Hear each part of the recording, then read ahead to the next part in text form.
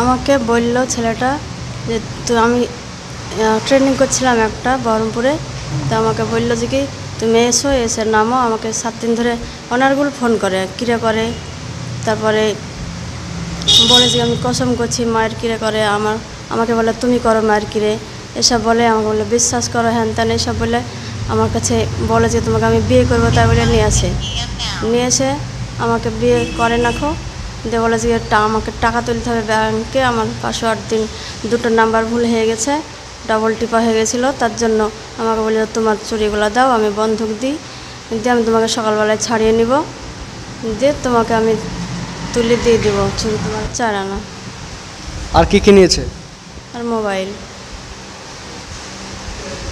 বলেছে যে কি ডমকুল গদনপাড়ার লাইনের রাস্তায় দোতলা মসজিদের পাশে ফার্নিচারের দোকান আছে, খাটটার তৈরি করে, এসব বলেছিল।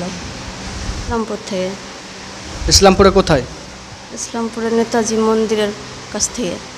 আপনার নাম? আমার নাম ইরিনা খাতুন। আর ওই ছেলেটার নাম কি বলেছিল? সোহেল সোহেল কি? ইসলাম।